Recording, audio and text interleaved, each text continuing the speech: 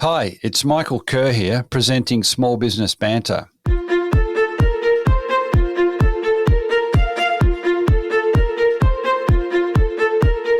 Welcome to the Small Business Banter podcast. I'm Michael Kerr, your host, and I'm also the founder of Kerr Capital, where I work day to day with business owners. The Small Business Banter podcast is built just for business owners and will be especially relevant if you're an owner looking to sell, if you've been unexpectedly approached by a potential buyer, or if you're an aspiring owner about to buy a new business. There's a lot on the line personally and financially. It's stressful, it's emotional, and it's usually new territory. So to help, each episode of Small Business Banter is a discussion between me and another business owner or an experienced small business advisor. We talk about their experiences.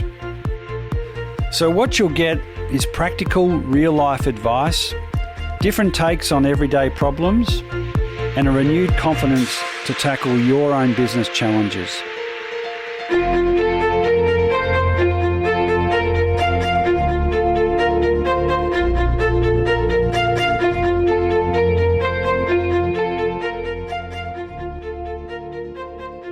Welcome into edition number 139 of the Small Business Banter podcast. I'm really chuffed to be sitting next to Mark Rubo today. Mark was the founder and still part owner of Readings Books. Welcome in, Mark. Thanks, Michael. It's great to be here to chat to you. I should add I'm not really the founder of Readings because the founder was Ross Reading. True. And following on from Small Business Banter, I bought that business. No, you did. And that's true. And you exited a music business called Professor Longhair. That's right. I did start that up. to take on the book industry. But so it's been on the landscape of Melbourne for so long, and there's so many accolades for what you've done and what the business has achieved. So, yes, thank you, Ross. Acknowledge Ross, yeah. And his wife, Dot. Yeah. And also Peter Reid, who was another one of their partners. Right. It kind of had a similar name. Yeah. All right. So what we're going to chat about, Mark, it's great to have you in. Having run Readings now for such a long time, and for it to be such a, particularly, the Lygon Street store is a part of the Lygon Street experience and has been for probably 40 years.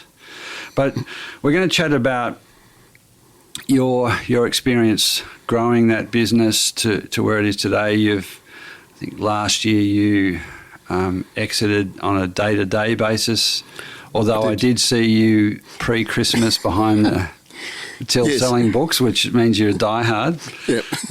But we'll cover some of those things. But just I'll get you to tell us a little bit about your career. But I want to, on your behalf, to just to peel off a couple of things.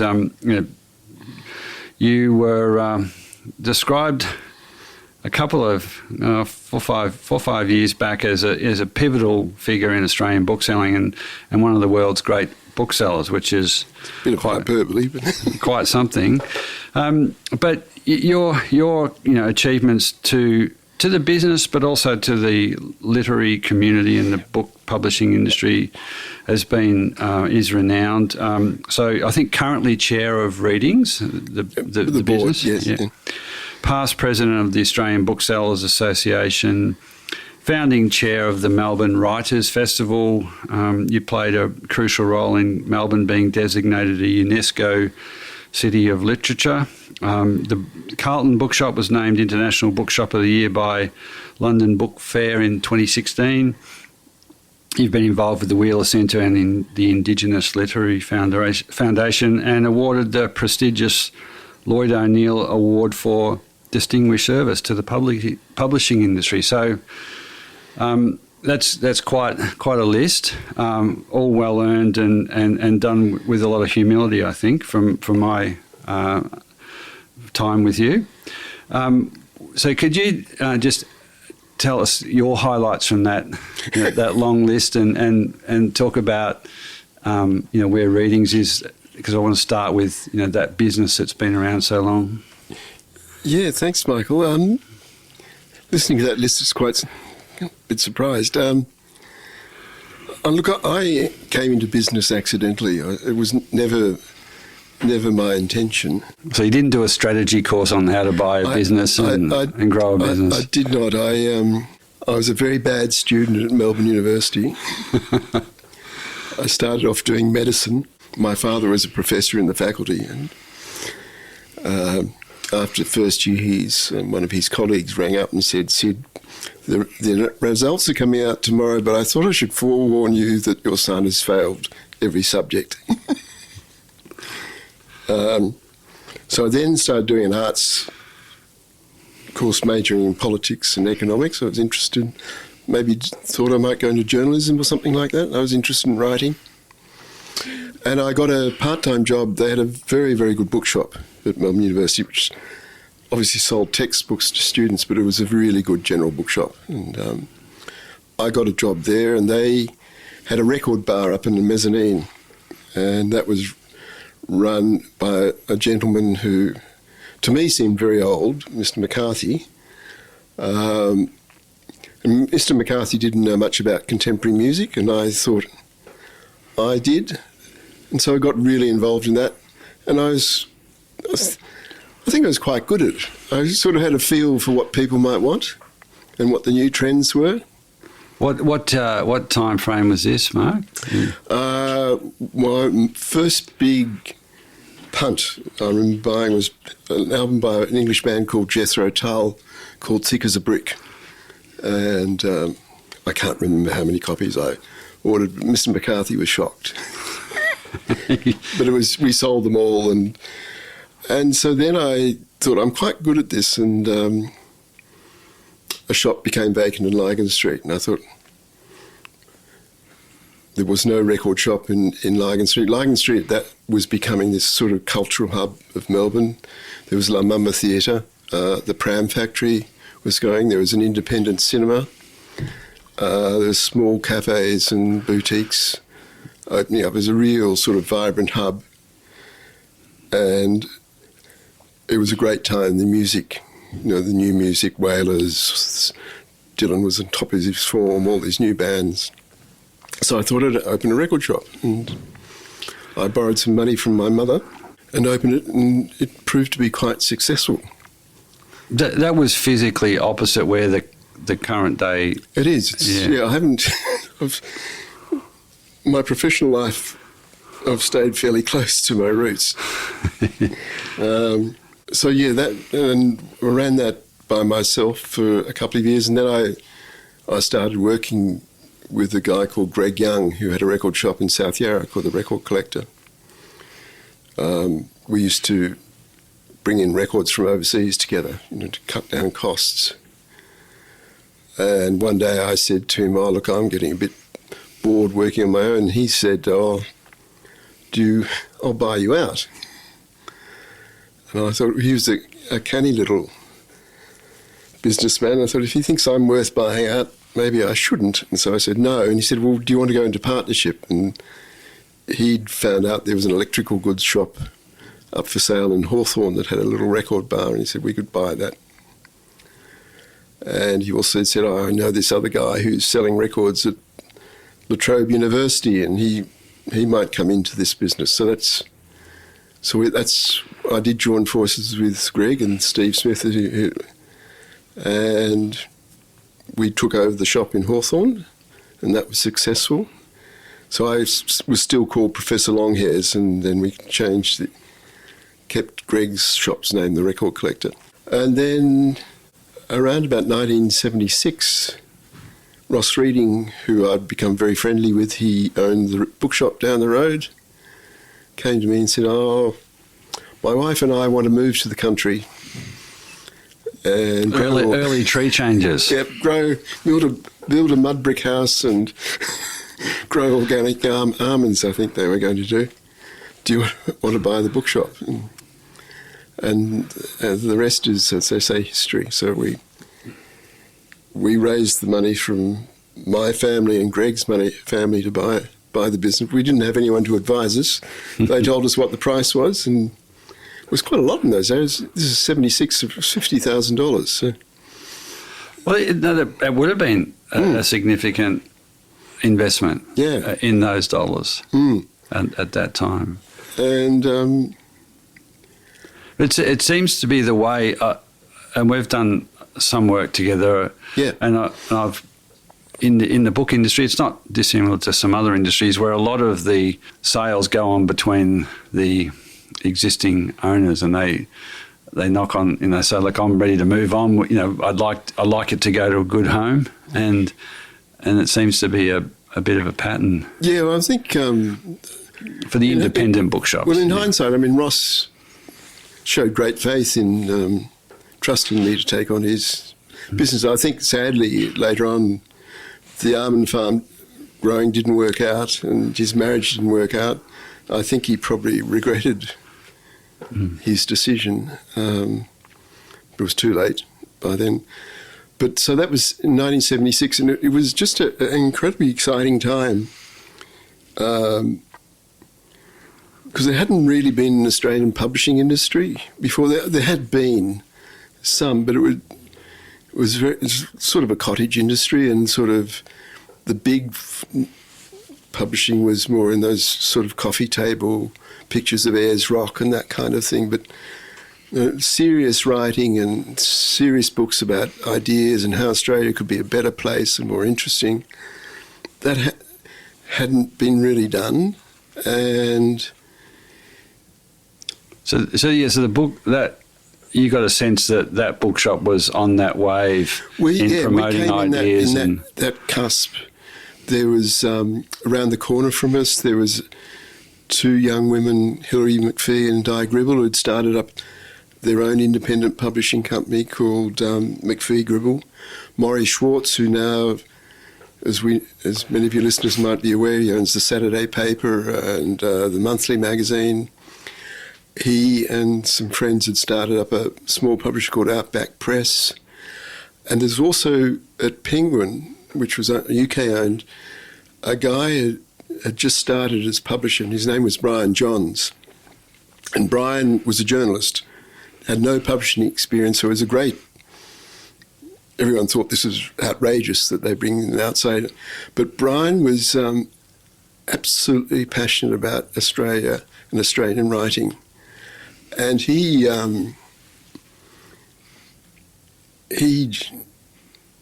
was sort of like a catalyst.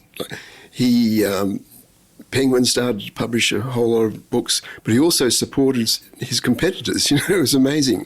He became really good, close to Hilary and Di from McPhee Gribble, and when they were in trouble, he gave them a lifeline through Penguin. And so Readings was sort of part of that, and Carlton was that cultural hub. There still is, but there was a pub around the corner called Stewart's. And every Friday night, Brian Johns, every writer who was in town in Melbourne, Hilary and Di McPhee, Di Gribble, would all go to Stewart's for drinks on Friday nights. Yeah. And it was just a very exciting time. I got to know all the writers, got to know the publishers, and Readings sort of seemed to be that sort of the public face of that new movement in Australian writing. Yeah, it was sounds extraordinary. And I sort of seized it. I just sort of loved it. Yeah.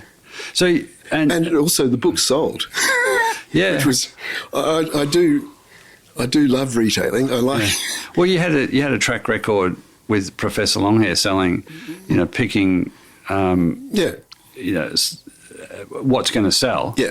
And then backing yourself. But also you still had to go and borrow or find $50,000 at the time, and I suppose you had a bit of a track record with your parents by that stage that and others to say, well, I'm now shifting to the book industry, and it sounds like the environment was rich and fertile. It was a good timing is often such an important factor. It was, and so we when we bought the business, we changed the shops, all the names to Readings, and added books to the mix. And music became less and less important.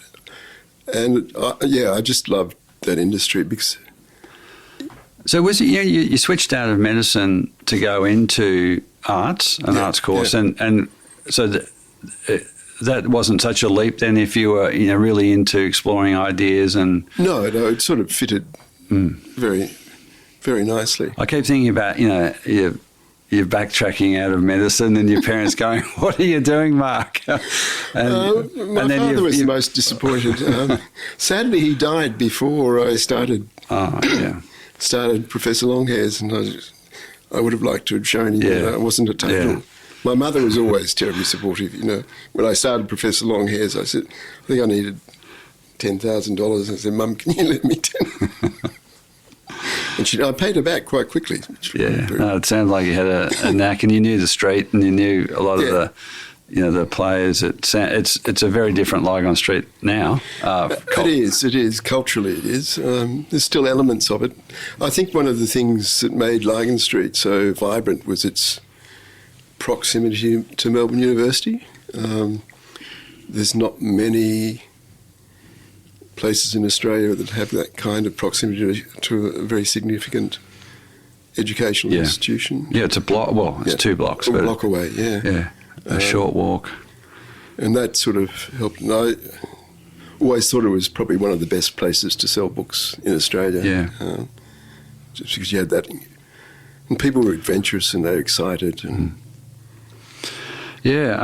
so what readings today has gone way beyond the Carlton Lygon Street store. So what's a snapshot of readings today in terms of where you're located and...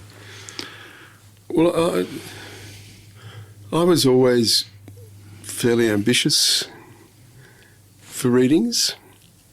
It was probably not necessarily an ambition that my partners shared, I'm not sure. Because the way they're instructed is I looked after the books and then Steve looked after the music, Steve and Brett looked after the music. And it was sort of hard for them because the books became more and more important and the music became less and less important. So it was must have been difficult for them. Yeah, I guess, the 2 different markets were growing at much different... Music was probably reasonably well... It was quite dynamic when we first started, and then vinyl went out and CDs came in. Yeah. And then, of course, streaming came and it was killed. Although it's finding its way back in different ways. But it's not certainly on a retail. Not unless it's second hand. That's right. It's terribly expensive. So I was ambitious for readings, and we started to experiment. We bought a shop in Malvern. So that was number 2, yeah. We had Hawthorne, South Yarra and Carlton. In Carlton we had the record shop, and still had the record shop and the bookshop. They were still separate. And then we decided to open a shop in Port Melbourne. And then I was in St Kilda one day and walked into a very nice bookshop called Cosmos, and I knew the owner, and I went in with my wife, and Jack, the owner, called down from the mezzanine and said, "Mark, I need to see you." And as you know, Michael, Jack wanted to see me about selling his business to me, and you gave me some great advice and assistance in that process. So a steady increase. There was no great strategy. I think a lot of it was opportunistic, but I think we sort of started to be more strategic in our thinking and looking. The other thing was online. That was we set up a website in 1995, so a long time ago. Yeah, sort of anticipated that, never quite successfully. The other thing I did was I used to go to America quite a lot to buy books, and I'd go there and I'd see all these great sort of independent bookshops were suddenly going out of business because this shop called Borders would open up across the road from them. And I knew that Lygon Street, that was where all our sales really came from. You were so high profile. Still energy, yeah. And I knew we were in a small shop there. I said, if we don't have a bigger offering, someone's going to come in and we're going to be annihilated. And I kept on trying to find alternative premises, and fortunately for us and unfortunately for a lot of people, the State Savings Bank of Victoria went under and their sort of carcass was bought by the Commonwealth Bank, and suddenly the Commonwealth Bank had 2 branches in Lygon Street, and they decided to consolidate and move one of the branches, and that meant that this very nice size 400 square metre shop, they was suddenly available, and they decided to sell it. And I just knew we had to get that shop. And I didn't know how we'd finance it. In those days, there was a loophole in the Superannuation Act that you could borrow in your super fund. Right. So what year? This is 1997. And Steve and I had some super, and Greg had super. So I said to Steve and Greg, we've got to do this. And Greg wasn't interested at all. So Steve was, to his credit, and we had about $500,000 between us, and we managed to get a bank loan, and we got the building. Yep. And that was our lifesaver, because my forecast about someone coming in proved smack on. was smack on. Not too long later. Not too long. So we moved in 1998, and that was very exciting, because suddenly, we'd always struggled with cash flow, and it was... You had a lot of money tied up in books. A lot of money tied up in books, and probably didn't manage our inventory as well as we could, and it was always a struggle to find the money to pay our creditors. We also had a silly structure. It was a trust, and in those days, a trust, you had to distribute all the profit you made. And if we did that, we'd put it back in again. Well, you couldn't put it back in. You had to and you had to pay tax on the profit that you distributed, which you didn't get. And so we turned it into a proprietary company, which was much better. You paid your tax on whatever, and you could retain your profits. And so suddenly we had money, which was the first time we'd ever done that. But you also, was that like you're thinking on buying the building in a retail business? How vital was it, or how much of a consideration was it? We're at least whatever comes at us, we own our digs, and we can we're here for as long as we need to be. Was that a? Yeah, I think I wanted the security, because one of the things when we first took over readings is, to say, we weren't that good at managing our inventory, and we had a couple of years where I'd made some terrible mistakes, and we'd had to borrow and get overdrafts, and I never wanted to be in that vulnerable position again. So owning the building and have that security was quite important. Yeah, I think for a lot of retail businesses, because landlords can. They own their properties to make rent, but that underpinning security, it kind of affects the way you go about running, or can affect the way you run the business. And maybe not thinking as long term as you should, because you've got a 5-year lease or in a shopping centre. Well, it's given us the courage to. So we did obviously fitted it out when we moved in 1998, and then it was starting to get tired, and then 2 or 3 years ago we decided to do another fit out, which I'm absolutely thrilled with. And that, if we'd been renting probably wouldn't have had the courage Yep. to do that. So,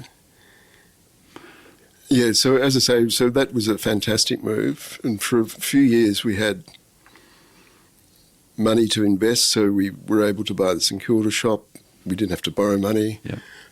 We were able to open up the shop in Port Melbourne. We didn't have to borrow money for that. So it was an exciting time. We could afford a van for the first time. A proper van that With your own name on it? with our own name on it. And so that was exciting. We sort of computerised to try and better manage our inventory and things like that. So you had a couple of shareholders, and was there a governance structure, as in the directors or shareholders would meet and talk about strategy, as well as, because you were CEO, right? Basically CEO. Well, sort of. We did have a CEO for a couple of years, which didn't work out terribly well. Yeah. And that sort of finished. Well, before that, it had just been me and three guys sort of. Oh, so they were also day-to-day involved. Yeah, okay, yeah. But then, you did a lot of stuff on the fly as you're running. Yeah, that's right. Yeah. And so in hindsight, it would have been better to drawn on some sort of professional advice, or even to have done some professional development. I didn't do any. I didn't have any training or anything like that. Hi there, it's just a quick interruption to the podcast, and it's a message from Kerr Capital, a supporter of the podcast. If you're a business owner thinking about selling and you're unsure about what you should do, well, the worst thing you can do is jump straight into an unprepared business sale. Cross your fingers and hope for the best. If you want to take control, get a sense of what your business is really worth, and a plan to make it more sellable, then head over onto the Kerr Capital website. Check out the value and sellability diagnostic. If it piques your interest, contact me, Michael Kerr, or book one of the free 45-minute diagnostic calls. Now let's head back to the podcast.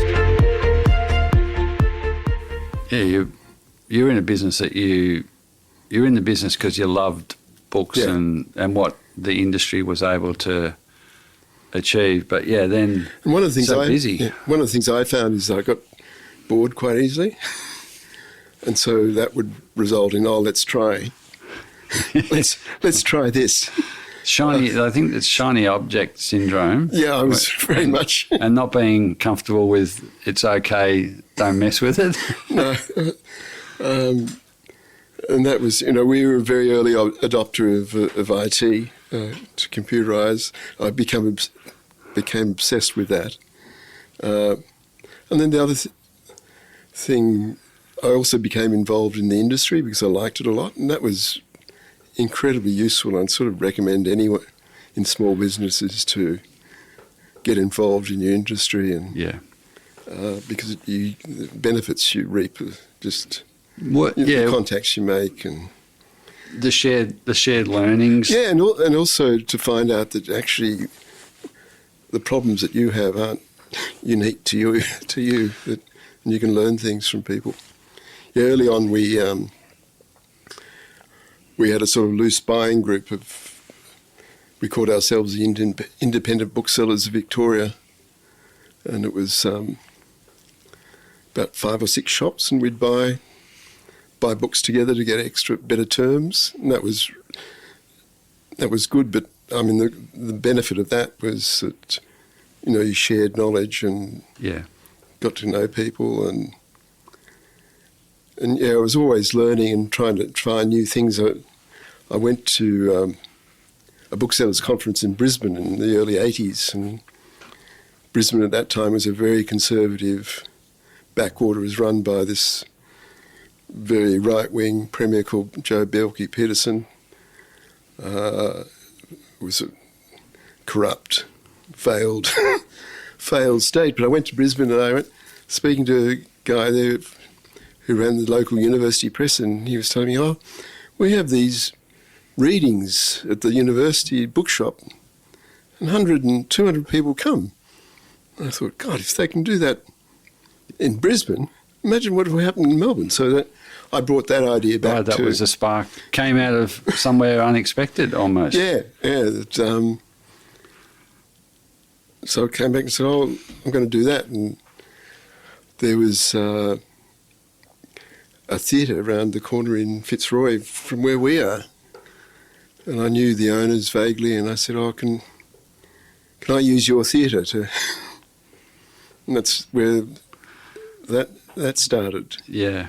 And because that was the start of sort of community engagement and author events, so really cementing. Yeah. And from what I could gather, you and your shareholders maybe driven a lot by you. That was about also an industry view of your business. You could see how you knew you were in the business because it was important to give Australian writers a voice and share innovative ideas, so that you can sell books, but then you can, and this is what I marvel at.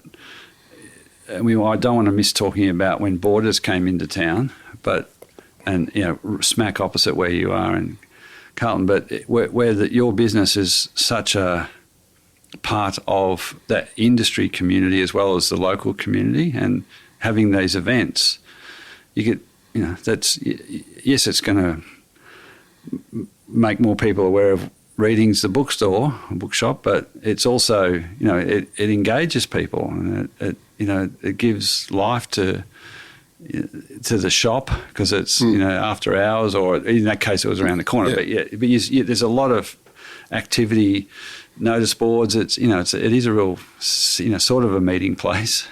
Yeah, I mean that's what I loved all our shops is that, and I like bookshops a lot because they're safe places for people to meet and to gather. And I certainly love going into or working at my Lygon Street shop because so many people come in, they're old friends, and it's a lot of chatting, which in between stacking shelves. Did you get ticked off by anyone at pre-Christmas last year because you were chatting too much? It was hectic. It was. I mean, that's a great Christmas in retail is a lot of fun. Yeah. A great deal of fun. It's another, as I said at the beginning, another watching, catching up again with you briefly while you were, as an example of someone who's totally, into their business and And I mean, probably that's one of my weaknesses as well is that I have to do everything, and I wasn't a terribly good delegator, and now it's too big. I can't. Well, it became so big that I had to. I had to trust people. Yeah. And I'm sure I frustrated a lot of my staff.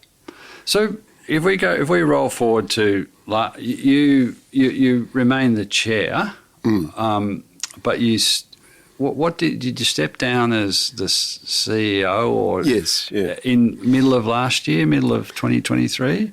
Middle of last year, but I've been transitioning probably for about 2 or 3 years. So, and did that involve building up a team below you as a succession plan, so that you could go with less impact on the business if you'd built some management capability? Well, I'd started to bring in more or give people more responsibility. That was quite a while ago. Greg left the business in probably, I can't remember, maybe 2005, 6, and I became the CEO then, and I sort of started to, I did get some advice from people, and one of them was, you need to build up. A team. And you have to need build professional trust. Marketing people and professional. So I've been doing that, and I was conscious, what am I going to do? I was getting, I'm 75, going on 76 now. This is 10 years ago. What am I? going to do. And my son had been working in the business, sort of, holiday jobs and things like that. And then he came back and he said, I actually wanted to work full time. And he'd been working. We opened a little annex in the State Library, which he ran, which was a horrible little thing. He hated it. It's now a really nice little shop that's doing really well. And then we opened a shop in Doncaster, and he said, I'll go and manage that. So he opened. So he learned from. Yeah, so he worked in the business. And I still wasn't sure what what his plans. We sort of had a close relationship, but we didn't talk about that. He used to get cross with me. How so? Like, what are you going to... Yeah, if I said, what are you going to do? And he'd go, yeah. And I did have this chap who sort of gave us sort of a bit of corporate governance advice and financial advice. And I was talking to him, I just don't know what Joe wants. And he said, I'll go and have a talk to him. And so he went and had a talk to Joe, my son, and said, Joe really loves the business and he thinks really strategically about it. So it was a sort of revelation to me. And the advantage of having someone in the middle, that helps. Converting the conversation or the communication. Yeah, without the baggage. Yeah, So, and did that then give you a fillip in terms of maybe there is someone who is the successor? Did you get that, and had you already had in mind what an ideal successor would look like? No, I knew I sort of wanted the flavour of the business to continue, but I also wanted it to thrive.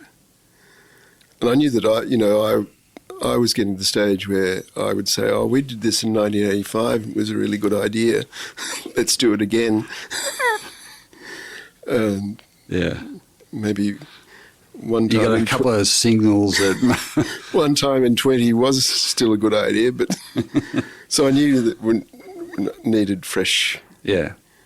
Which is... That's challenging to take in and process. Yeah. It is. So that was when Gerald had that conversation with Joe. It was probably 3 or 4 years ago. So after that, I gave him more and more responsibility. And so probably in the last 2 years, he's been running it operationally. Yeah, okay. And I've sort of been faffing around more. I mean, we had COVID then. That was obviously terrible for us and everyone. Yeah. But do you have a formal role in the business? No, not at this stage. No. It's a work in progress. So. Is that something you like? How how you adapt from and deal with taking over readings back then, growing it, getting involved, doing all of what you did, achieving what you achieved, and then saying it's time for someone else. It's a massive transition in at a personal level. I can only imagine. Is that? Yeah, look, I still feel a bit uncomfortable, and I guess I went back and worked behind the counter at Christmas, and I did enjoy that. Yeah, and it's probably I would like to do a bit of that still, maybe. Yeah. I'm doing a bit of buying. Yeah, okay. Quite like doing a bit of some deals. I still like. And I'd like to we'll fix up, make sure that we've got the right governance and management structure. Yeah. So that Joe feels supported. One of my regrets, I had a terrible work-life balance. And I know it's something that Joe, as my son, his father was never. Yeah, you were totally consumed. Totally consumed. Yeah. It was. I'd go to work at 7, come home at 7, then go and work in my office. Yeah. Yeah. And every weekend. And Well, there was a 7-day a week business, wasn't it? And it probably would have... Obviously, I had people working Yeah. there, but and we had the other shops. And Yeah, but you were totally absorbed. And, and that's not a good way to be. I don't. So if you were looking back, I mean, you said you also invested in technology and you invested in a website, but you did struggle with letting go or handing off. Is that one thing you might think about doing differently if you were to go back? Or is it because it's also like to build this institution. I Readings leaves there's such a mark on our cultural well-being in the city because of Readings, and there are other businesses. We were chatting before we got in about these businesses that are there and have been there for a long time, but it's it kind of it's so sometimes founders rightfully or wrongly put everything they've got into it, and other people get to benefit from it, but not. And the founder may well feel like that's their purpose and their mission, but it doesn't leave a lot of time for anything else when you're so focused. No, it doesn't. And a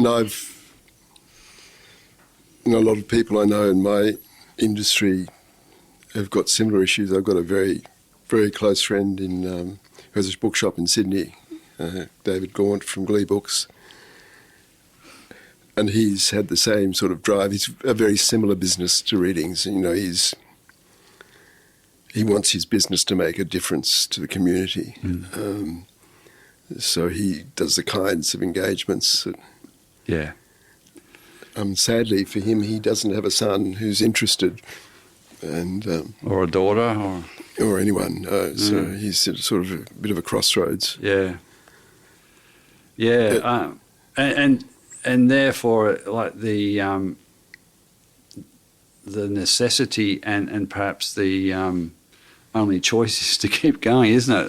Because it's a bit sad. I mean, one of the problems with the book industry is it's had so much bad press through Amazon and ebooks that everyone outside the industry is often surprised that we're still going. I think I was listening to one of your earlier podcasts, and I think you made the comment, Michael, that if you're earning above a certain level of profit, you should expect to get 2 or 3 knocks a year on your door. And I was thinking, well, Readings does that. I haven't had anyone knock on my door. All right. Well, maybe your time is near, but it'd have to be so. If you had to, if for whatever reason there was an opportunity to, this is just playing things out, about selling the business, is there things that you would have to demand of a buyer that would be vitally important to? This is just speculating, but it's often when a business is so essential in the founders' lives, and it's occupied a large part of their existence, and it's important culturally, and the owners recognise that. And I deal with owners of businesses in small regional towns, and they're modest businesses, but they're vitally important, and they do care about the business continues, and they do care about who actually buys it. So we've had times that that we don't want your money because the owner thinks they wouldn't do what should be done. Yeah, look, I mean, that's a hard...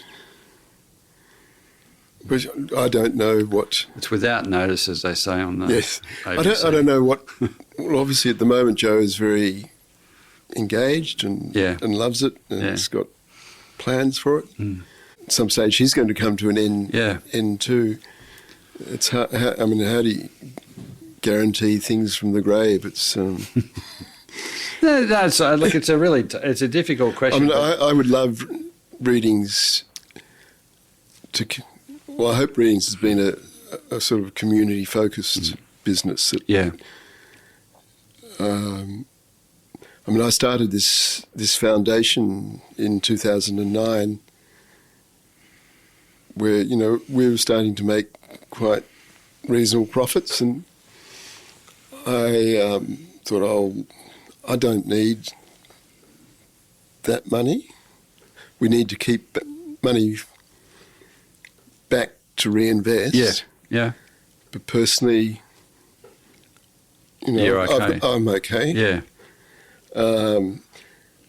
So we decided that we'd give 10% of our profits back to staff, and also 10% of our profits we started up this charitable foundation. What's that called? It's called the Readings Foundation, and I love it. I think the staff really love it. We've given away about $2 million since we started it up. Excellent. We've got almost $1 million in the bank, so it can keep on going. Yeah, self-sustaining, eh? Hope that's the plan. Yeah. But I would like, you know, if we did sell the business, that someone might continue those kinds of those kinds of values. Mm. But it's also hard with a big business too. You know, how do you keep those small business passions alive? Well, there's many examples of big businesses buying medium or small businesses, and there's a fairly heavy focus on 1 + 1 = 3, but completely misses culture or just other more nuanced things about the way they both operate, and whether they're actually potentially aligned or not. Well, I've seen certainly in the publishing industry where there's quite a lot of amalgamations and buyouts and things like that, and you see they're very traumatic for all the people involved, and does change the culture of the businesses. It is a major event in if you're a business owner and for one reason or another you choose to sell, or you get approached, or you have to sell. And if you've cared about your business, it's a really difficult transition process. Business buyers can often be a big part of the problem as well. Business owners aren't prepared, haven't thought about it. So, and then you throw in some advisors around that who are advising owners and sellers and buyers, and it's just so complex and emotional, and you know, it is a trauma. That's why I think a lot of owners fail to do anything about it, because it can look pretty daunting, pretty overwhelming. I remember when I first started the record shop, and then bought Readings in the late 70s. My sister was working and living in Ann Arbor, Michigan, and I used to go on a buying trip, and I go make a side trip to see. And in Ann Arbor, Michigan, was this wonderful independent bookshop called Borders, owned by the Borders brothers. And I just thought, I would love to have a bookshop. You know, it was probably about the same size Readings is now. We were in a tiny shop, and it was just terrific. And then the Borders brothers got ambitious. They opened a few shops. Then they ran out of money, and they got into bed with Kmart, who opened more and more shops. And then the internet hit, and they don't exist anymore. So it's well, they opened up in Carlton in 2008. Yeah. They smack bang opposite you. Yep. Which is, you know, a big statement in and of itself. And then, so how did you feel, and what took place the next, year or two? Well, I was very apprehensive because, as I said before, I'd been to America quite a lot, and seen a lot of really great bookshops, closed when the borders opened up across the road from them. And, you know, there's famously that film, You've Got Mail, and yeah. so I was very apprehensive. But as I say, I'd anticipated it probably would happen, so we were so fortunate we had the larger shop. It was a lot smaller than the space Borders took, but it was still enough to... And you'd invested in, you're getting your stock right. You'd conservatively managed, so you probably, I'm guessing you probably had, cash reserves, or you had your team enough, geared up. And we'd started to be more professional about our marketing, so we had that kind of stuff. I got some quite good press. One of the things, Borders was an American company, had come in first to the jam factory in South Yarra, and then I think Carlton was the second. But they were run by Americans, and the buying was done by Americans. So they really didn't have any local knowledge. Yeah, and it was private equity backed. Yeah, I think it did later become. Oh, I did later. Okay, but yeah. So they didn't have that sort of passion. Yeah. That we had, and they didn't have the connection with the writing community. Yep. And so they had a cafe out the back, which they wasn't very good. Those Gloria jeans in the end or something. So that was. So I mean, we took a bit of a hit initially, and then we started to grow again. Not huge, but it was just people took it on. Our customers took it on as their battle. So why that? That's why did they do that? What do you think? Somehow we'd connected with them, that they felt readings was there. So they weren't just Instagram followers. I'm being a bit cynical, but there's people who maybe were local, or maybe I think you have a lot of people that it's a bit of a ritual to come to the store from wherever and have a coffee down the Tiamo's or wherever. Yeah, and go to the cinema. And then it became... so they fought for you. It was important to them. It was part of their safe place, this place where they felt comfortable, that, they could go into readings, they could say to their friends, I'll meet you in readings.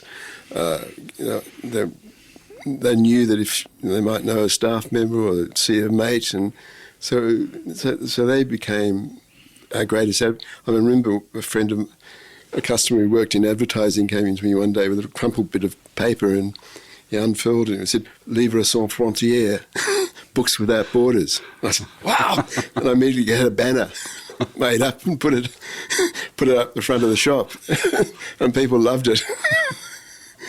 And that was so good. And we had this. It was the time of Harry Potter when those books are huge, and they controlled the release date incredibly. Everything was embargoed, and you could only sell it at a certain time. And I remember Borders would discount it really heavily. And we had this event, and we had something like 1,000 kids, and the local high school jazz band, and a barbecue, and someone had lent me their Morris Minor for us to deliver the books in, and Borders had a guy with a falcon on it, and no one in the shop. Victory. Yeah. And then I think, I don't like saying this, but Carlton did become, if you wanted to get a book, Carlton was the place to go. You hopefully go first to readings. Yeah. And then if they didn't have it, you go across the road to Borders. So So it wasn't. Yeah, that's that golden mile of cars analogy, which I bring out a bit too often. But you go to buy a car, so you go down onto Brighton Road or wherever it was down south, and there were 17 dealerships, but there was a car there that was going to suit you. To suit you. Yeah, so it's sort of, and then when they closed, obviously we got a huge fillip, big spike, but then started to drop away again. People didn't. It had brought people to the area. Right. Yeah. It's interesting. Where are things at now? What's the plans for the business? Well, I think sort of strategic growth. I don't want to open up against another shop. So a lot of the places are taken. Yeah. We did open a shop in the city just after COVID, and there are other bookshops in the city, but there used to be 15 bookshops in the city, and when we opened our shop in Emporium, there was only 3 bookshops. So I thought, a metropolis the size of Melbourne should have more than 3 bookshops. Yeah.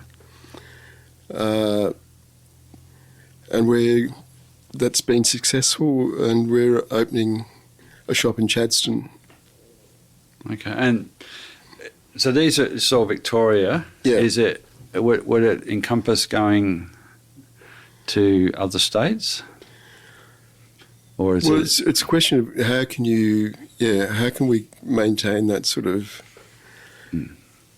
community feel, and add something of value back to the community. And Glee Books is doing.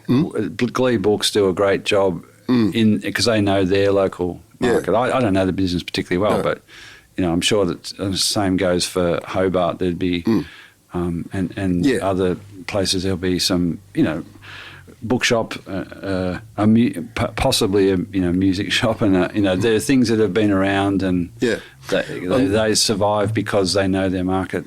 And one of the challenges facing our industry is that a lot of shops have closed. The most obvious ones were when Borders closed. They all closed, but by the time they were in their last years, they'd been bought by a venture capital company that owned Angus and Robinson bookshops. So when Borders closed, all the Angus and Robinson bookshops closed. So the industry lost a lot of retailers, and they've never really been replaced. Yeah. And some of the sales have been replaced by online. So I do think that I say to my team, I think we have an obligation to look at opening more shops because the authors and the industry needs more shops. It's really difficult for authors. It's becoming more and more difficult for Australian authors at the moment because a lot of the sales that used to go through Borders are now going through online, through Amazon and Booktopia. Yeah. And the way people shop online is different. I'm a strong believer that, and I see it all the time, that people come into a bookshop. Often they come in because, as I say, because it's a nice space to wait, to meet people, and they discover something. Yeah. They discover something because they chat to a bookseller who says, I've just read this, it's fantastic. Or the way, I'm very conscious of the way you display things. So we try, and the books we believe in, we try to make really prominent. And someone will say, hadn't heard of that book, I'll pick it up. Yeah. And you don't get, people go online pretty much, they've heard about a book, they go to online to buy it for the cheapest price they can, and that's it. So that ability for a new author to be discovered is not there, and that sort of really worries me. I've got a very dear friend who's got an independent publisher and company, and he used to, I used to sell 3,000. I could place 3,000 copies into shops of a new author. Now I struggle to get 1,000 placed. Yeah. And half of them are sent back to me. Yeah. So it's very tough. Curiosity's on the wane. Perhaps it's too easy online. Yeah. You're subject to an algorithm. It's the fewer clicks all the way to a.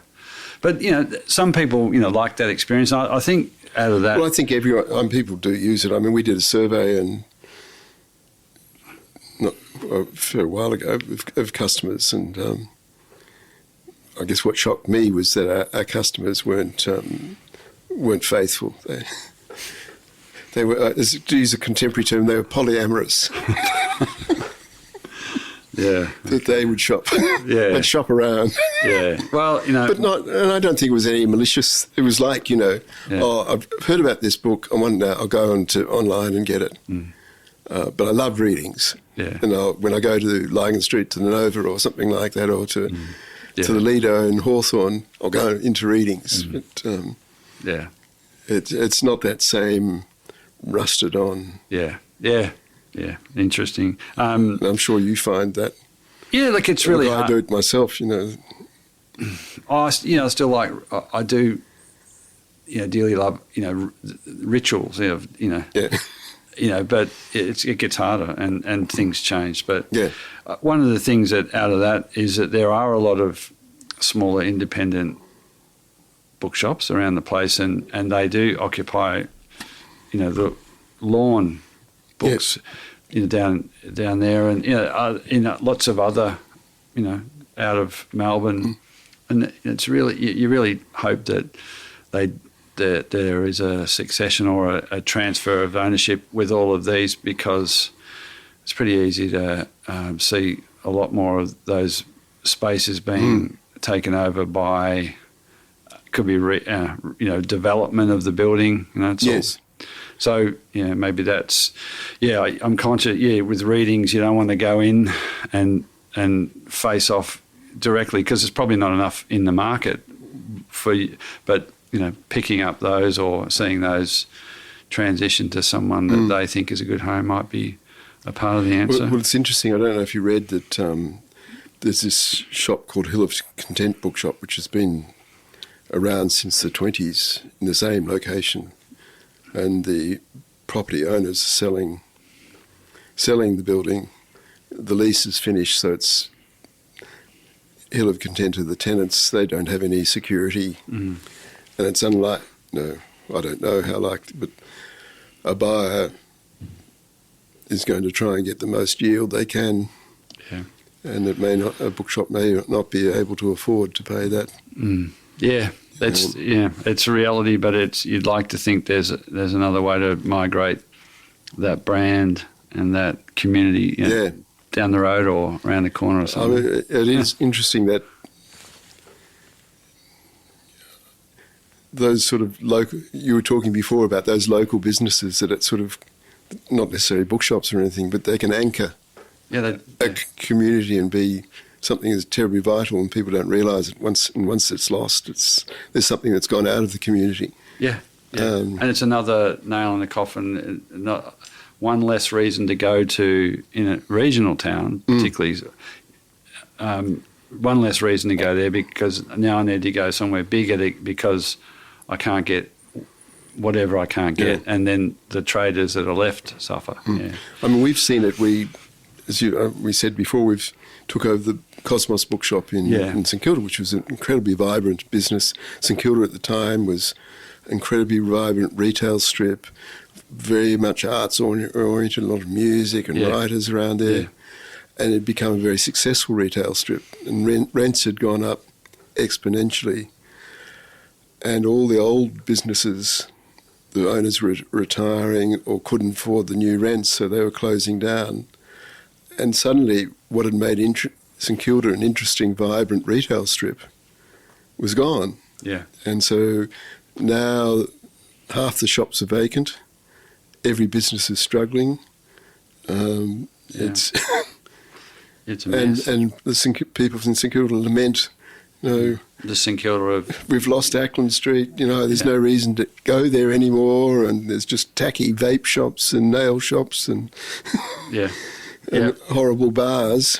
I always thought it'd be interesting, Leo's Spaghetti Bar up on Fitzroy Street. I kind of had this, it's been there since the 50s.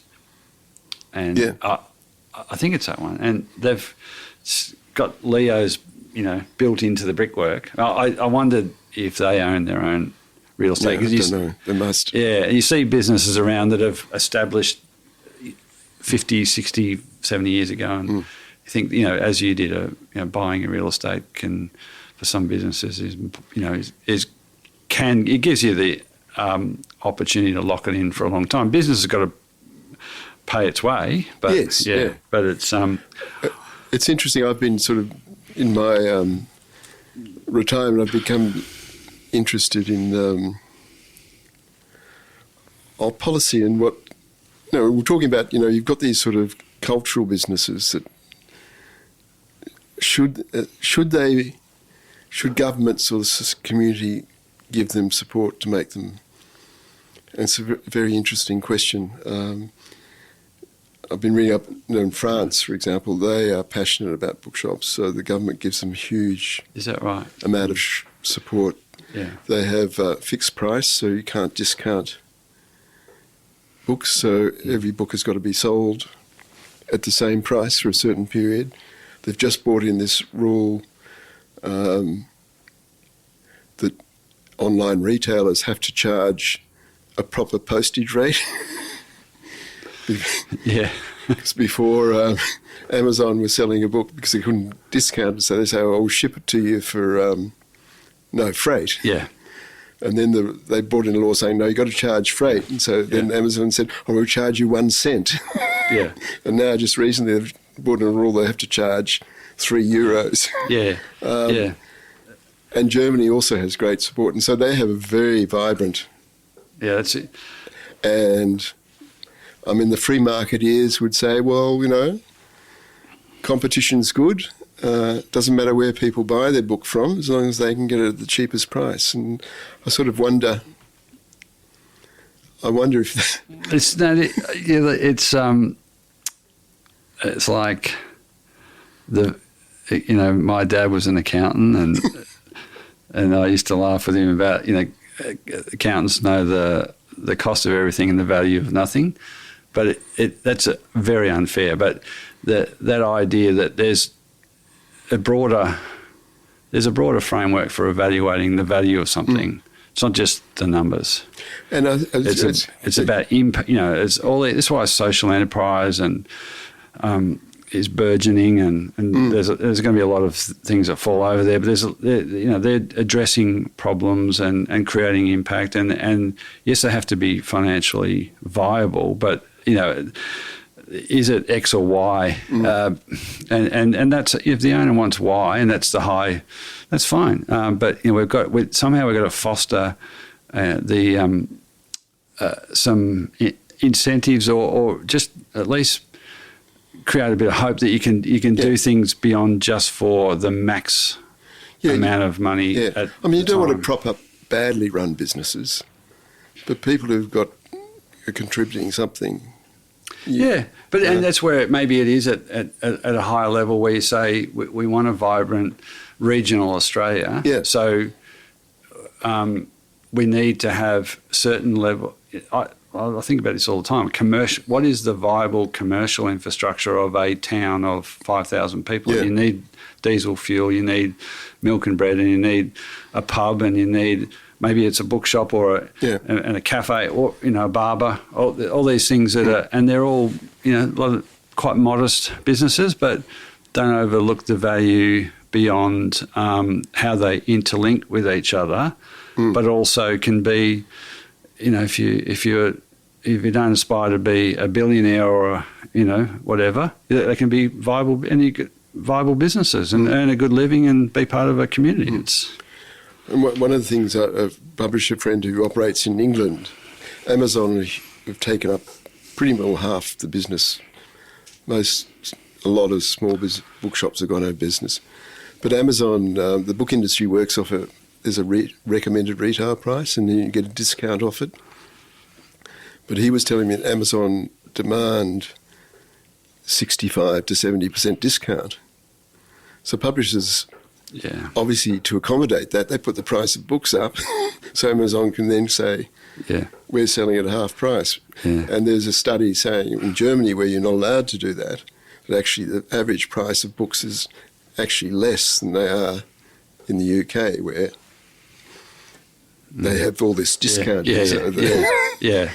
And it's like the supermarkets, There's so much, manipulation. Oh, well, it's market power. Yeah. And therefore, if you go back to when readings, or you went into readings, and the vibrancy of that particular area, at the time in the 70s, with all what was going on. It's a really fertile new industry, and it's kind of, and it sounds like a bit like, from what you're saying, it's being a bit crushed again, and that's not good. Oh, it's interesting. The government's announced late last year a new Creative Australia policy, and obviously the minister was talking about writing and how important having Australian stories published and available, and supporting writers and publishers. And they didn't say anything about bookshops. Which as I said before, I think they're a very important part of holding that cultural community up. Yeah. I've covered a lot of ground. I did want to just to bring this home. I wanted to know what you're doing next, but also your advice for those in the industry, smaller bookshop publishers, what they should do to get themselves better prepared for an exit, because everyone at some point has to exit or get a succession plan in place. Yeah. I think getting a succession, thinking about it is very important, and obviously for many people, they've put their heart and soul and an amazing amount of sweat into building up their business, and they deserve to get some reward for it. So I guess it's thinking about it and getting advice on how to get that business ready to invest some time and money and energy to think about your options. To someone else, and everyone gets stale. I mean, I got stale. I just was running out of ideas and enthusiasm. And there's probably some young, excited person out there who will love your business and take it to another level. And sometimes that's difficult because you're thinking, well, they're better than I am. Yeah. But not necessarily. I mean, I bought the business from Ross, and I think I've made it a much better business. Would Ross have made it a much better business? Maybe.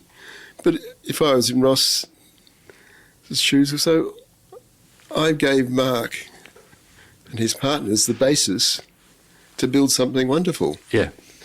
And I truly believe that, and I'm terribly grateful for Ross that he gave me that sort of solid ground.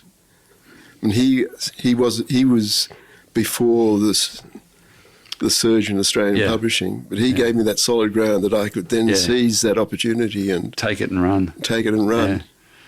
Yeah. I think that's a great way to think about it, that there is another generation, and, we need another generation of business owners who need coaching and mentoring and advice, but they've, got energy and, knowledge and experience in different ways. So that's a maybe there's, mentoring for you is a pathway. What's your week to week look like with? To be frank, Mike, I'm sort of it's got no pattern. It's sort of I'm struggling a bit, to tell you the truth. You started a podcast. Yeah, that was with another bookseller. So I'm doing that. Yeah, but it's hard. It's harder than you thought. Not to start a podcast. I mean, No, well, it's about bookselling. I suppose it's finding interesting people to think it. But I mean, it's you've been so fully occupied for so many years, and then they go turn the tap. Yeah, I think that's part of it. I've sort of been helping. There's a really nice Indigenous arts organisation not far from where we're talking today, and they want to. They've been mainly working in the area of visual arts, but they want to engage with the publishing industry. So I've sort of been giving them a bit of help. Excellent. There's also this wonderful prize called the Hope Prize, which we used to be involved in, and it's a prize for writing about stories about hope, courage, and resilience, sort of in a difficult world, to give people inspiration and hope. And that we're working with Beyond Blue, which is an amazing organisation. So I'm helping with that. Yeah. I'm judging a literary prize at the moment. But you got room for some other opportunities if people. Yeah, I'd like to do other things. And, yeah. What's the name of the podcast? Just before we. It's called the Booksellers Podcast. All right. Well, it's not as professional as yours, but I like to do that. That's interesting. Well, we're both. I'm trying to get the Minister for Arts, Tony Burke, on to tell us why he's not mentioning bookshops in his new scheme, but he hasn't responded to any of my emails. Maybe you need to call him. Yeah, I don't know how. Or maybe get on a plane. Look, it is. It's that after getting out of a business it's a challenging time for most owners I've ever seen in that situation. So, you've got a lot of experience and value to add. So I hope some of those things really flourish. Their podcast. And I also, I don't want to be looking over the team's shoulder all the time. Because it's not fair to them, and also probably because I'll just come up and say, well, in 1985 we did it this way. Did they pay you for that shift in just before Christmas? No, they didn't. Yeah, I don't want to just be a way for them to get their wages budget down. All right. Mark, that was a wonderful chat. Thank you so much for taking time out. I'm sure there's lots of interesting things going to come at you with all of all that experience you've had. If someone did want to reach out, what's the best way? Are you happy? Happy for them to email me. Yeah, we can put that in the show notes if someone really. It's pretty easy. It's mark.rubo@readings.com.au. Yeah, okay. So there you go, and and you can search Mark up, and he's visible. All right, Mark. Thanks, Michael. Much appreciate the time. No, it's been a pleasure, and wish your podcast all the best. Yeah, thank you.